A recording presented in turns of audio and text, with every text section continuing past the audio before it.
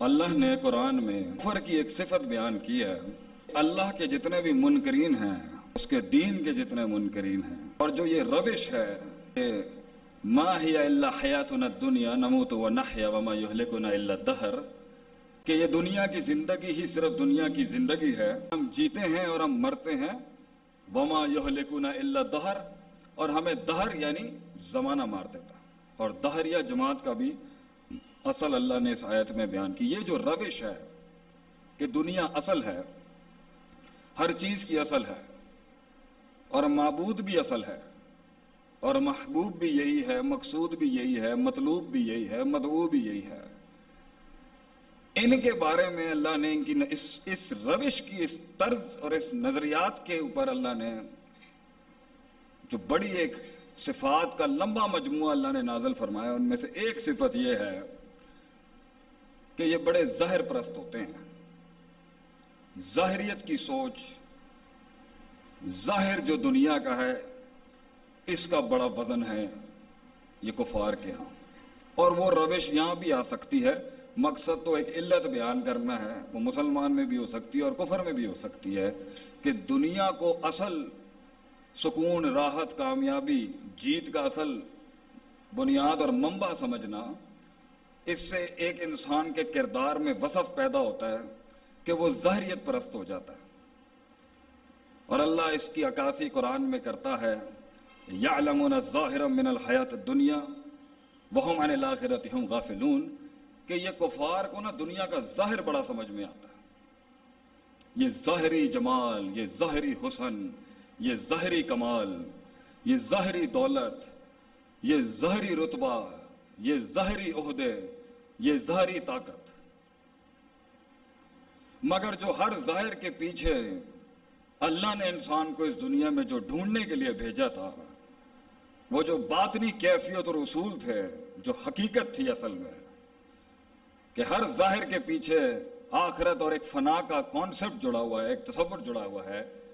یہ لوگ اس سے غافل ہی ملیں گے۔ آپ اس سطحی مزاج کو بڑا کنڈیم کرتا ہے اللہ قرآن کے اندر، کہ کفر کی ایک مثال آپ کو ایک صفت ملے گی کہ بڑا سطحی ہوتا ہے، بڑی سطحی قسم کا اس کا فہم ہوگا، ڈیپتھ نہیں ہوگی اس کے اندر، گہرائی نہیں ہوگی۔ شعیب علیہ السلام نے بڑی معصومانہ عرض کی قوم کے آگے، اور بڑی عقل اور فطرت کے عین مطابق ایک نظریہ پیش کیا کہ یہ تم لین دین کے اندر جو نقص کرتے ہو، جو تنقیص تمہارے اندر ہے،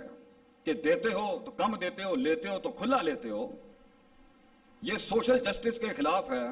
یہ عدل انصاف کے خلاف بات ہے۔ برکت کا تعلق ظاہری پیسے سے نہیں ہوتا، برکت تو ما انزل اللہ آسمان سے آتی ہے۔ تو یہ کم من فیۃ قلیلۃ غلبت فیۃ کثیرہ جو ہوتا ہے نا، کہ جو قلت کثرت پہ غالب ہوتی ہے، جو ضعف قوت پہ غالب ہوتا ہے، جو غریبی امیری کے سٹینڈرڈ کو اوپر آتی ہے، کم اور قلت میں سلطنت بناتا ہے انسان اپنے گھر کی، خوشیوں کی، راحت کی، فرح کی، اس کا پیسے مال دولت سے تعلق نہیں ہے، یہ تو اللہ نازل کرتا ہے آسمان سے۔ تو یہ لین دین میں معیار سے گری ہوئی حرکت اچھی بات نہیں ہے۔ کتنی گہری بات ہے کہ برکت کا تعلق، بیماریوں سے بچنے کا تعلق، اور اپنی زندگی کے اندر اس حسن، اس معیار، اس مزاج کو قائم کرنے کے اندر جہاں معجزے اور منو سلبہ اترتا ہے قوم کے اوپر، اس کا تعلق یہ 2 نمبر طریقوں کے اندر نہیں ہے، یہ چوری چکاری میں نہیں ہے۔ قوم کا جواب تاریخی جواب، اس سوچ کی عکاسی کہ کفر جو ہوتا ہے نا، اور اللہ کا جو انکاری کا مزاج ہے، قولاً ہو، لساناً ہو، یا ایماناً ہو، یا عملاً ہو اور عقیدتاً نہ بھی ہو، لیکن جو وصف ہے اس کے اندر، جو صفت ہے، جو ایٹریبیوٹ ہے اس کا، کہ وہ ظاہر پرست ہوتا ہے، گہرائی نہیں ہوگی اس کے اندر، ڈیپتھ نہیں ملے گی آپ کو۔ قوم نے آگے سے شعیب علیہ السلام کو کہا، ما نفقہ کثیر مما تقول، ما نفقہ، ما نفہمونی کا، نفقہ کا، فقہ کا، فہم نہیں کا، ہمیں تیری بات کی میرے بھائی، سانو تیری گل ہی نہیں سمجھ آندی پئی، ڈیپتھ گہرائی، اے تیری دقیق عمیق گلاں نہ سانو سمجھ نہیں آندی پئی، یہ تو گل کی کیتی ہے کہ لین دین میں تیز تراریاں، چلاکیاں، دھوکے بازیاں،